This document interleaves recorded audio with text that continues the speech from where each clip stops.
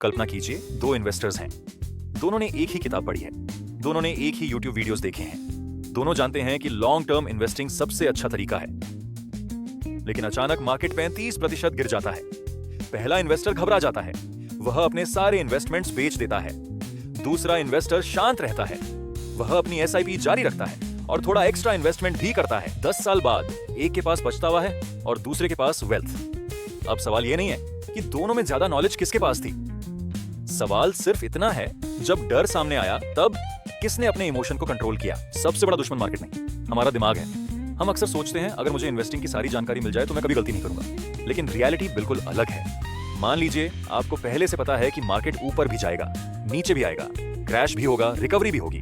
फिर भी जैसे ही आपके पोर्टफोलियो का रंग ग्रीन से रेड होता है, दिल की धड़कन तेज हो जाती है। आप बार बार इन्वेस्टमेंट ऐप खोलते हैं, न्यूज देखने लगते हैं, गूगल पर सर्च करते हैं क्या मार्केट और गिरेगा। यहीं से गलतियां शुरू होती हैं। समस्या नॉलेज की नहीं, रिएक्शन की है। मार्केट में दो इमोशन सबसे ताकतवर हैं, फियर और ग्रीड। जब मार्केट लगातार ऊपर जाता है, सोशल मीडिया प्रॉफिट स्क्रीनशॉट से भर जाता है। दोस्त कहते हैं मैंने तो एक महीने में 2 लाख रुपए कमा लिए। आपके मन में तुरंत एक विचार आता है, अगर मैंने अभी इन्वेस्ट नहीं किया तो मैं पीछे रह जाऊंगा। लेकिन जब मार्केट गिरता है, टीवी पर ब्रेकिंग न्यूज चलती है, शेयर मार्केट क्रैश।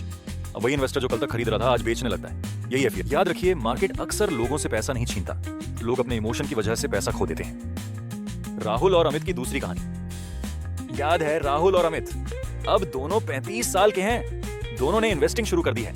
एक दिन मार्केट अचानक 30% गिर जाता है।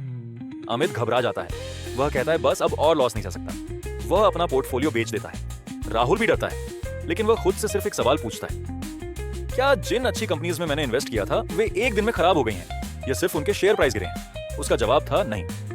तो उसने क्या किया? उसने अपनी एसआईपी जारी रखी और थोड़ा एक्स्ट्रा इन्वेस्टमेंट भी किया। अब एक छोटा सा एक्सपेरिमेंट सोचिए। आपके सामने 2 कप कॉफी वही रखे हैं। पहला कप अभी मिलेगा, दूसरा कप अगर आप सिर्फ 10 मिनट इंतजार करेंगे तो बिल्कुल फ्री मिलेगा। ज्यादातर लोग पहला कप चुनते हैं। क्यों? क्योंकि इंसान का दिमाग इमीडिएट रिवॉर्ड पसंद करता है।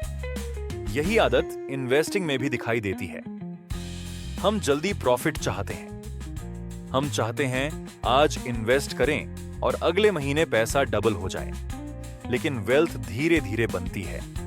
इसीलिए धैर्य रखने वाला इन्वेस्टर जल्दी अमीर बनने की कोशिश करने वाले इन्वेस्टर से आगे निकल जाता है। लोग सोचते हैं करोड़पति बनने के लिए सीक्रेट स्टॉक चाहिए, परफेक्ट म्यूचुअल फंड चाहिए, बेस्ट एंट्री चाहिए, परफेक्ट टाइमिंग चाहिए।